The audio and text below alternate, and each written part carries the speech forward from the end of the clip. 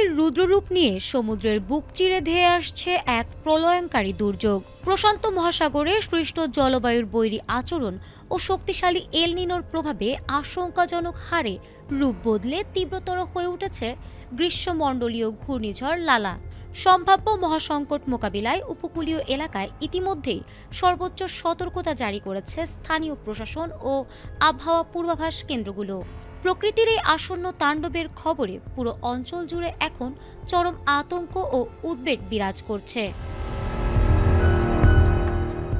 ভৌগোলিক অবস্থানের দিক থেকে এই ভয়াবহ দুর্যোগের মূল কেন্দ্রবিন্দুতে রয়েছে যুক্তরাষ্ট্রের হাওয়াই অঙ্গরাজ্য।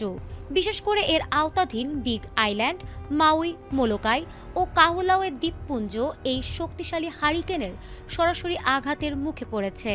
তবে ভৌগোলিক দূরত্ব অনেক বেশি হওয়ায় এশিয়ার উপকূল কিংবা বাংলাদেশে এই ঝড়ের কোনো সরাসরি প্রভাব নেই বলে নিশ্চিত করেছে সংশ্লিষ্ট দেশের আবহাওয়া অধিদপ্তর।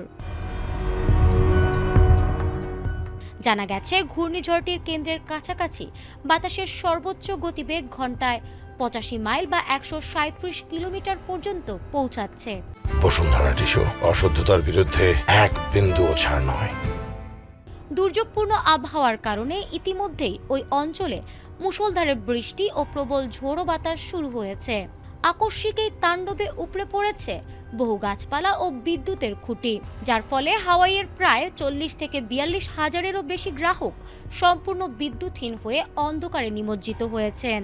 পরিস্থিতি বেগতিক দেখে হাওয়াইয়ের গভর্নর জরুরি অবস্থা ঘোষণা করেছেন। মার্কিন ন্যাশনাল হারিকেন সেন্টার NHC এই দুর্যোগকে জীবন বিপন্নকারী বা প্রাণঘাতী হিসেবে আখ্যা দিয়ে 10 থেকে 25 ইঞ্চি পর্যন্ত রেকর্ড বৃষ্টিপাত, ভয়াবহ বন্যা ও ভূমিধসের সতর্কতা দিয়েছে। প্রাকৃতিক এই দুর্যোগের মুখোমুখি দাঁড়িয়ে স্থানীয় প্রশাসন উদ্ধার কাজের সব প্রস্তুতি সম্পন্ন করেছে। তবে প্রকৃতির এই অমোঘ শক্তির সামনে শেষ পর্যন্ত ক্ষয়ক্ষতি কতটা এড়ানো যাবে তাই এখন দেখার বিষয়।